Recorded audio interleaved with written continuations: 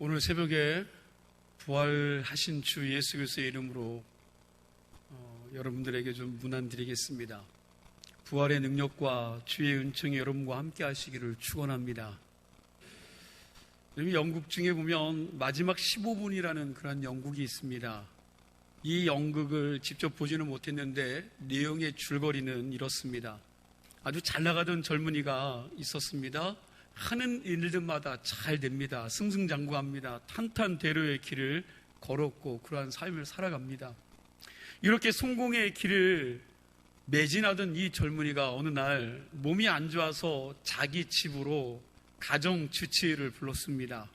그 젊은이를 질찬한 의사가 이렇게 말을 합니다. 참 안 되었지만 자네 목숨은 이제 15분밖에 안 남았네. 그 소리를 듣자마자 이 젊은이의 얼굴이 새파랗게 질려서 창백해집니다. 그 순간에 우편배달부가 편지 한 장을 들고 무대 위로 뛰어오릅니다. 편지를 뜯어보니까 철학 박사 학위 수요 통지서가 들어있었습니다. 젊은이는 그것을 보고 기쁜 것이 아니라 얼굴이 이그러집니다. 잠시 후에 또 다른 배달부가 편지를 가지고 왔습니다. 뜯어보니 그의 외삼촌, 삼촌이 자기에게 100만 달러를 재산을 상속한다는 내용이었습니다. 옆에 있던 의사가 이렇게 말합니다. 이제 자네는 철학 박사의 내가 백망장자가 되었군. 그러나 자네 생명은 이제 5분밖에 남지 않았네. 이게 다 무슨 소용이 있겠는가. 그 순간 배달부가 또 뛰어 들어오면서 다른 편지 하나를 전달합니다. 뜯어보니까 그렇게도 사모했던 아가씨가 이 젊은이의 청혼을 받아들여 결혼을 하겠다는 승낙의 편지였습니다. 옆에 있던 의사가 이렇게 말을 합니다. 자네는 이제 자네가 원하는 모든 것들을, 모든 소원을 이루었네. 그러나 자네의 생명은 1분밖에 남지 않았는데 어쩌겠는가. 이 청년은 죽고 싶지 않아서 몸부림을 치다가 결국 그 자리에서 죽었습니다. 마지막 15분이라는 연극의 줄거리입니다. 이 연극이 우리에게 주는 메시지는 간단합니다. 세상 모든 것들을 다 여러분 소유했다 할지라도 목숨 하나 잃어버리면 그 소유한 것들이 내 겁니까? 내 것이 아닙니까? 예, 내 것이 아니라는 거예요. 아무 소용이 없다는 진리를 우리에게 가르쳐주는 연극입니다. 정말 그렇지요. 죽음은 인생의 모든 계획과 꿈과 성공과 명예를 한순간에 물거품으로 만듭니다. 죽음은 이 세상 어떤 것보다 막강한 힘을 가지고 있습니다. 그래서 죽음은 무서운 것입니다. 나는 죽음이 두렵지 않다. 거짓말이죠. 그렇게 말할 수 있는 사람이 없습니다. 죽음은 두려운 것입니다. 왜냐하면 죽음은 내가 가지고 있는 것과 내가 한 모든 일들을 거기서 한순간에 정지시키기 때문입니다.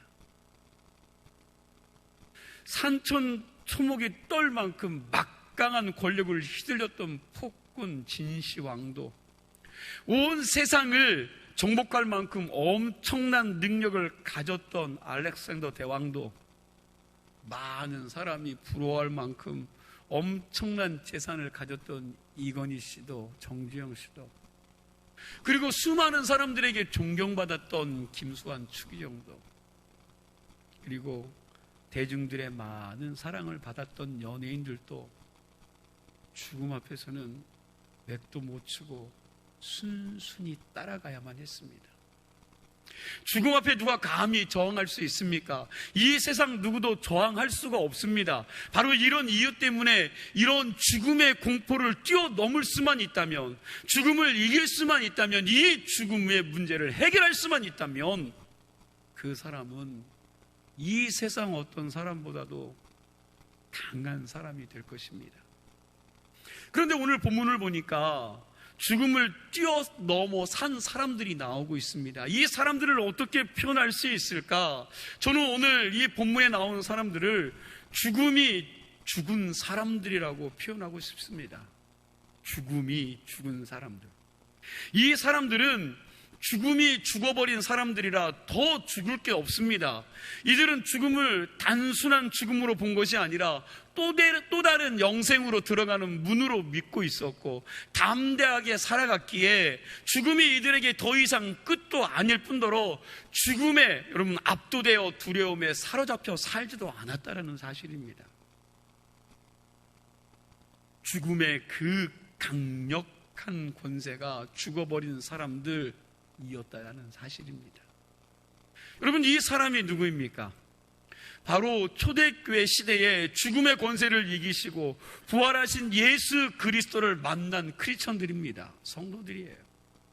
이들은 예수 그리스도가 죽었다가 다시 살아나신 것을 자신의 눈으로 직접 보았습니다. 그리고 그 주님 안에서 자신들의 죽음 역시 그냥 죽었다가 끝나는 것이 아니라 다시 살아날 것이라는 사실을 믿었습니다. 여기에 대해서 조금도 의심하지 않았습니다. 그래서 그들은 기꺼이 사자밥이 되기도 하고 톱을 켜서 죽임을 당하기도 하고 그리고 고난의 길을 기꺼이 그들은 갈 수 있었습니다. 스데반 집사님이 바로 그런 사람이었습니다. 자기를 죽이려고 돌을 던지는 그 사람들을 향해서 그는 이렇게 기도하죠. 사도행전 7장 55절, 56절, 59절, 60절 말씀입니다. 우리 함께 보도록 하겠습니다. 함께 읽습니다. 스데반이 성령 충만하여 하늘을 우러러 주목하여 하나님의 영광과 및 예수께서 하나님 우편에 서신 것을 보고 말하되 보라 하늘이 열리고 인자가 하나님 우편에 서신 것을 보노라 한데 그들이 돌로 스데반을 치니 스데반이 부르짖어 이르되 주 예수여 내 영혼을 받으시옵소서 하고 무릎을 꿇고 크게 불러 이르되 주여 이 죄를 그들에게 돌리지 마옵소서 이 말을 하고 자니라. 아멘. 스데반이 이렇게 죽어가면서도 자신을 죽이는 자들에게 뭐라고 이야기합니까? 죄 사함을 위한 기도를 그가 드리고 있고 하나님의 영광을 보는 가운데 그가 죽음을 맞이했습니다. 여러분, 이 말씀을 볼 때 어디에 이 사람에게서 두려움이 있습니까? 여러분, 죽음의 권세에 압도당한 모습이 어디에 나옵니까? 전혀 두려움이 없습니다. 초대교회 교부였던 크로스스돔이라는 사람이 로마 황제에게 잡혀와서 고문을 당합니다. 고문을 받으면서도 너무도 의연하니까 황제가 그 사람을 향해 이렇게 명령을 합니다. 저놈을 빨리 독방에 쳐넣어라. 아무도 만나지 못하게 하고 아무에게도 그가 말을 못하게 하고 그리고 듣지도 못하게 하라. 그 소리를 듣고 옆에 있던 신하가 말을 합니다. 폐하, 안 됩니다. 저놈은 크리스찬입니다. 그러자 황제가 크리스찬이 뭐 별거 있느냐? 그게 별거냐? 잔소리 말고 독방에 쳐넣어라. 그랬더니 그때 신하가 또 폐하, 그렇게 하면 안 됩니다. 크리스찬은 독방을 좋아합니다. 그래서 그를 독방에 집어넣으면 그곳에서 찬송도 하고 기도도 하고 혼자 하루 종일 중얼중얼 거리는데 우리 눈에는 보이지 않지만 그때 예수라는 영이 내려와서 저들과 함께 이야기한다고 합니다. 그러니 독방에 넣으면 저놈 좋은 일만 시키는 것입니다. 그러니 독방에 넣으면 안 됩니다. 황제가 화가 나서 소리를 칩니다. 그러면 아주 극악무도한 죄인들 속에 집어넣어라.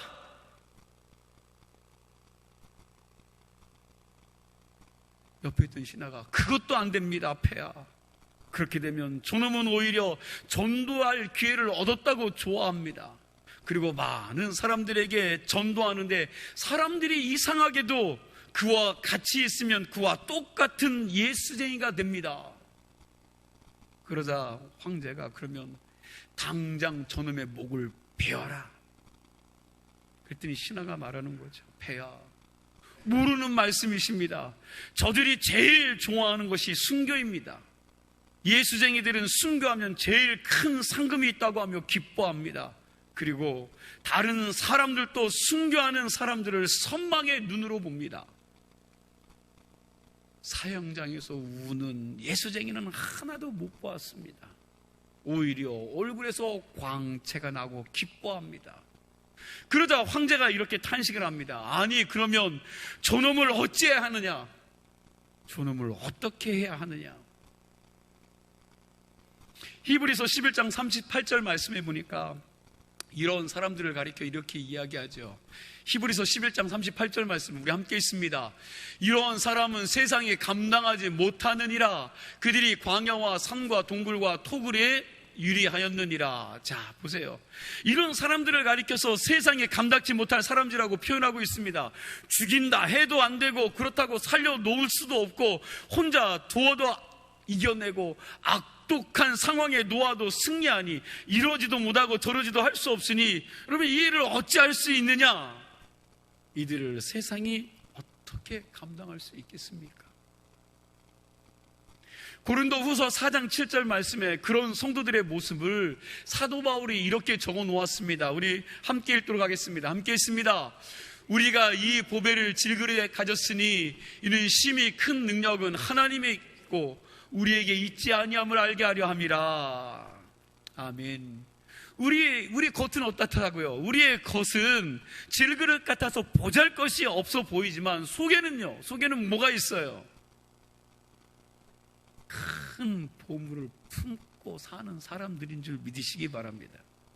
그 보물은 헤아릴 수 없는 엄청난 능력이 우리로부터가 아니라 누구로부터요? 그렇죠. 하나님께로부터 오는 것임을 가르쳐주기 위하여 하나님이 우리 속에 감추어 놓으신 것입니다.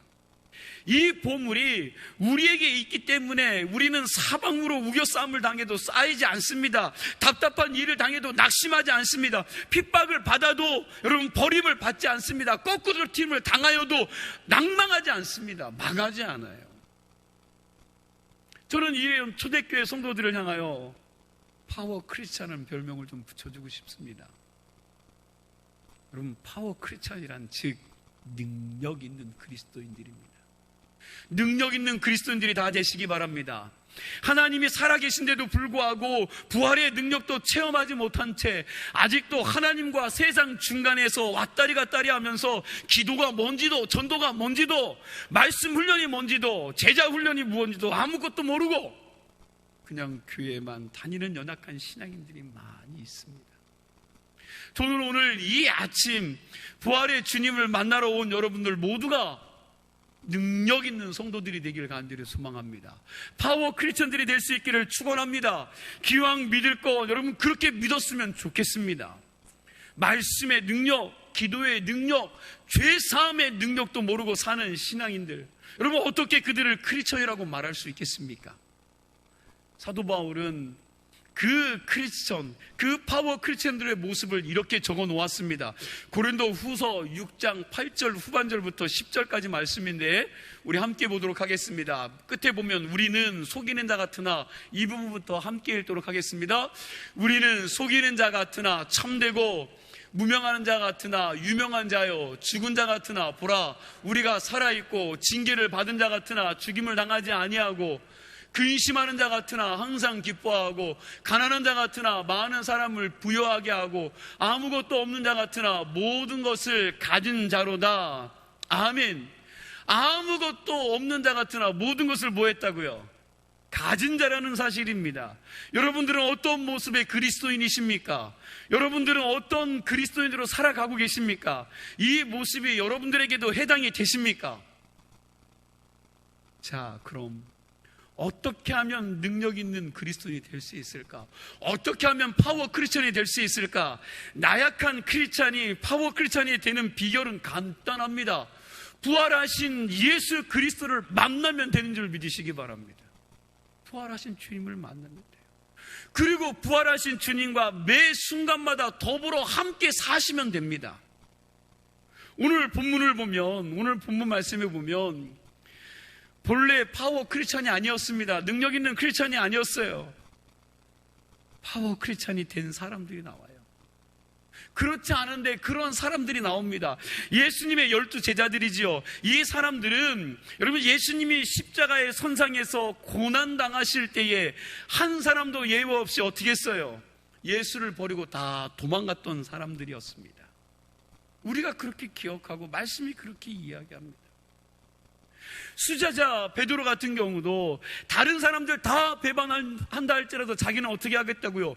죽는 자리까지 가서 주님을 쫓아가겠다고 큰 소리를 치고 장담을 했습니다. 그러나 결국 그가 어떻게 돼요? 3번이나 예수님을 부인하죠. 그리고 그 예수님을 저주하는 자리까지 갔습니다. 그런데 그렇게 비겁했던 겁쟁이들이 갑자기 달라졌습니다. 담당해졌습니다. 용감해졌습니다. 무슨 일이 있었던 걸까요? 오늘 본문 배경은 이렇습니다. 베드로와 요한이 예수님에게, 여러분, 예수님께서 십자가형을 언도받았던 똑같은 법정에 지금 잡혀온 거예요. 그들이 똑같은 곳에 잡혀왔습니다. 그리고 그들 앞에 있는 사람들도 예수님을, 여러분, 십자가에 어떻게 해요? 못 박았던 사람들이죠. 십자가의 형을 언도했던 똑같은 대제사장과 관원들입니다.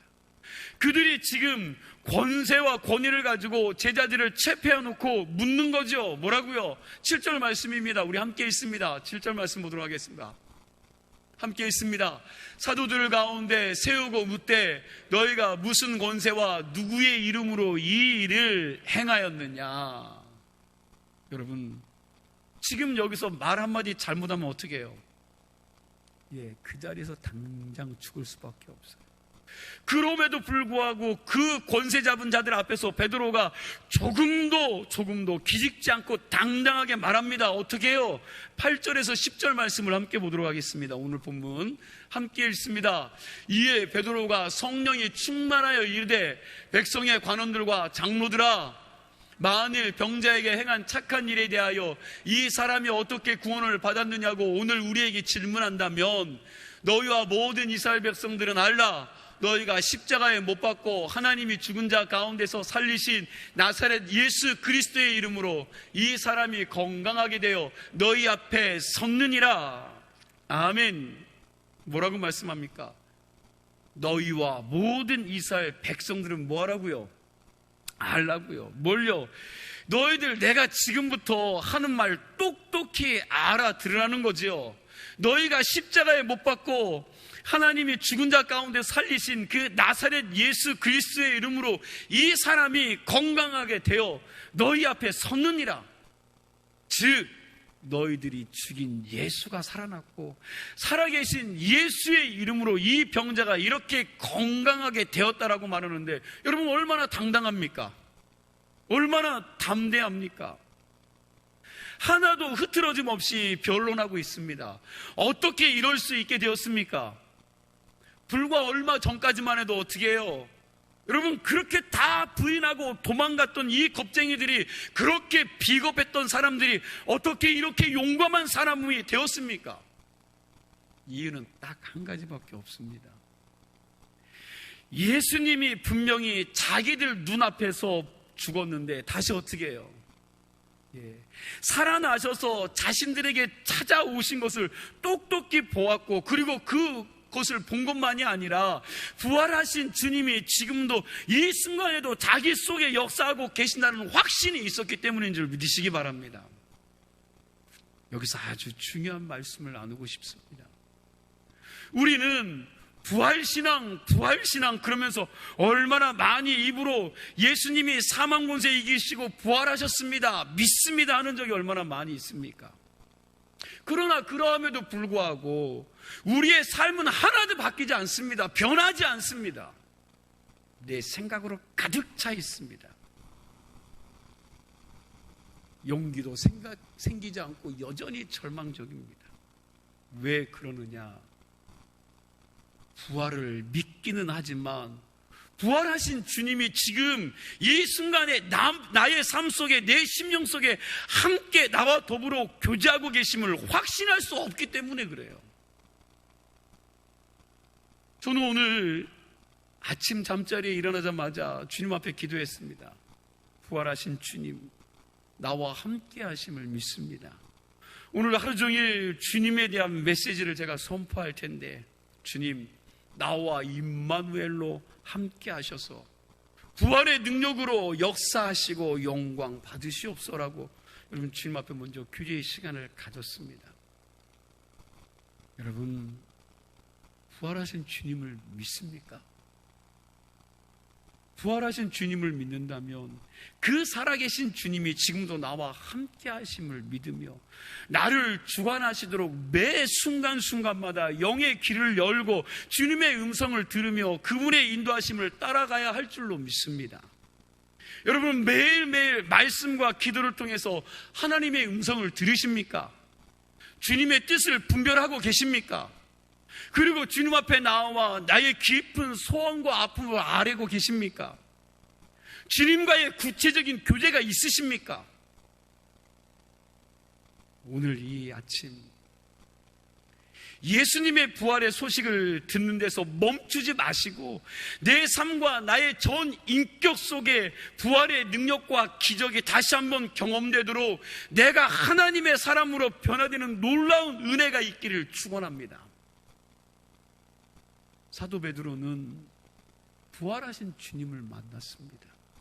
그리고 그분이 주시는 그 능력 가운데 그분과 더불어 깊은 영적인 교제를 하면서 남은 인생을 주님과 함께 동행하면서 살았습니다. 그가 나이 들어 믿음의 후배들에게 편지를 보낼 때 이런 말씀을 했습니다. 베드로전서 3장 15절 말씀이요. 우리 함께 보도록 하겠습니다. 함께 있습니다. 너희 마음에 그리스도를 주로 삼아 거룩하게 하고 너희 속에 있는 소망에 관한 이유를 묻는 자에게는 대답할 것을 항상 준비하되 온유와 두려움으로 하고. 자, 여러분, 이 말씀의 의미는 이렇습니다. 그 당시 로마 사람들이 맨 처음에 예수 믿는 사람들을 미친 사람이라고 생각했어요. 이 사람들 돌았다라는 겁니다. 아니, 어떻게 저렇게 망하고도 저렇게 당하고도 웃을 수가 있느냐? 사자밥이 되어 죽어가면서도 어떻게 저렇게 찬송을 부를 수 있느냐? 가만히 보니까 저놈들 그냥 미쳐도 보통 미친 놈들이 아닌 겁니다. 그런데 그들의 삶을 옆에서 보니까 어때요? 삶을 들여다보니까 미친 것 같지는 않습니다. 얼마나 순결한 삶을 살아가고 있는지 모릅니다. 세상은 타락하고 불패했는데도 불구하고 그들은 얼마나 깨끗하고 신실하고 정의롭게 살아가는지 모릅니다. 그래서 로마 제국 사람들이 다시 초대교회 성도들의 삶을 들여다보기 시작한 겁니다. 이야, 저들 속에는 우리가 가지고 있지 못한 뭔가가 있다. 자기들이 가지고 있지 못한 뭔가가 있다라는 거예요. 그래서 초대교인들에게 다가가서 물었습니다. 당신들 어떻게 그렇게 고통스러운 환경 속에서도 마음이 평화로울 수 있습니까? 죽음 앞에서, 두려움 앞에서 어떻게 그렇게 담대할 수 있습니까? 당신은 사랑하는 사람들을 먼저 떠나보냈음에도 불구하고 어떻게 그렇게 굳굳하게 살아갈 수 있습니까? 도대체 당신들 마음속에 뭐가 있기에 이렇게도 살기 힘든 이 세상에서 그렇게 힘차게 살아갈 수 있습니까? 비결이 뭡니까? 나에게도 좀 가르쳐 주십시오. 그런 겁니다. 여러분, 사도 베드로가 너희 속에 있는 소망에 관한 이유를 묻는 자에게 뭐라고요? 여러분, 너희 속에 있는 소망에 관한 이유를 묻는 자에게 표현한 이 말씀을 깊이 생각하시기 바랍니다. 만일 묻는 사람이 없다면 베드로가 뭐하러 이 이야기를 했겠습니까? 그렇게 묻는 사람들이 많이 있었기 때문에 그 말을 한 거예요. 그러나 오늘날은 여러분, 믿는 자나 믿지 않는 사람, 여러분, 믿지 않는 사람들이 여러분들에게 묻는 걸 보셨습니까? 오늘날을 믿지 않는 사람들이 믿는 사람들에게 묻지 않습니다. 왜요? 왜냐하면 믿는 사람이나 믿지 않는 사람이나 똑같아요. 그죠? 그들이나 나나 여러분 별다를 게 없습니다. 그러니 물어볼 게 없어요. 뭔가 구별이 되고 뭔가 잘 살아야 되는데 그 삶에서 그리스도의 향기가 나야 되고 그 삶에서 그리스도가 보여져야 되는데 어때요? 그 삶이나 내 삶이나 똑같은 겁니다. 자기들과 똑같은데 뭘 물어요? 뭘? 2000년 전 크리스찬들은 오늘날 성도들과 뭔가 다릅니다. 뭐가 달라요? 여러분, 무슨 차이가 있는 걸까요? 초대교회 크리스천들은 살아계신 주님과 더불어 사는 삶이었습니다. 그들의 삶과 신앙은 머리로 알고 교리로 아는 지식에서 끝난 게 아니에요. 자기 경험으로 끝난 게 아닙니다. 그들은 주님과 더불어 사는 삶 그 자체였는 줄 믿으시기 바랍니다. 주님과 함께 살았어요. 주님과 더불어 함께 사는 삶이었어요. 이것이 극명한 차이인 것입니다. 부활하신 주님은 초대교회 크리스천들에게만 능력이 되시는 분이 아닌 줄 믿으시기 바랍니다. 지금도 살아계신 그 주님은 주님의 이름을 부르는 모든 자들에게 구원과 능력을 베푸시는 주님인 줄 믿으십니까? 그런 분이세요. 오늘도 내 삶 속에 부활하신 주님을 초청하시기 바랍니다. 여전히 내가 주인이 되어 이리저리 휘둘려 여러분 수치스럽게 살아가는 삶이 아니라, 실수하며 다치며 해를 입히는 삶이 아니라, 거룩한 주님이 내 삶에 좌정하셔서 주인 되시고 내 삶을 깊은 바다 같은 그런 평강으로 인도해 주시기를, 그러므로 내 주변의 사람들이 우리 안에 있는 소망이 무엇인지 궁금해질 수 있기를 바랍니다. 그때에 우리는 말할 수 있어야 돼요. 말할 수 있는 준비가 돼 있어야 합니다. 내가 이렇게 살 수 있는 이유는 바로 나를 살게 하시는 구세주 예수, 우리 주님 때문입니다. 여러분, 이렇게 묻는 자들에게 대답하실 수 있어야 돼요. 우리도 이왕 예수 믿는 거 초대교회 파워 크리스찬들, 능력 있는 크리스찬들처럼 세상과 구별된 삶으로 우리 속에 있는 소망에 관한 그 이유를 묻는 사람에게 대답할 것을 예배하는 삶을 살아야 될 줄로 믿습니다. 우리 다시 한번 고린도후서 4장 7절 말씀을 다시 한번 여러분 읽도록 하겠습니다. 마음에 좀 각이 나셔서 읽어보시기 바랍니다. 함께 읽습니다. 우리가 이 보배를 질그새 가졌으니 이는 심히 큰 능력은 하나님에 있고 우리에게 있지 아니함을 알게 하려 함이라. 아멘. 예, 맞습니다. 심히 큰 능력이 우리에게 있지 않고 누구에게요? 그렇죠. 하나님에게 있다는 사실을 우리는 알려주어야 합니다. 우리 이 껍데기는 여러분 질그릇에 불과합니다. 그래서 육체는 꿰지기가 너무너무 쉽습니다. 그러나 우리 속에는 죽음의 권세를 이기시고 부활하신 주님이 계십니다. 그러니 우리는 세상을 이길 수가 있습니다. 이 시간 바라기는 부활의 영으로 권세를 가지고 내 안에 들어오신 예수 그리스도를 통하여 여러분들이 세상을 이겨가는 승리의 사람들이 다 될 수 있기를 바랍니다. 무력하고 비겁하게 도망갔던 이 무능한 제자들이 부활하여 찾아오신 그 주님을 만나고 나서 능력 있는 크리스천이 되었습니다. 능력 있는 성도가 되었습니다. 파워 크리스천이 된 것처럼 2022년 여러분 부활절을 보내면서 그 부활의 능력이 성령의 능력으로 여러분들의 삶 가운데 충만하게 임하시기를 축원하며 능력 있는 신앙으로 거듭나 세상을 당당하게 살아갈 수 있는 은혜가 있어지기를 축원합니다. 기도하시겠습니다.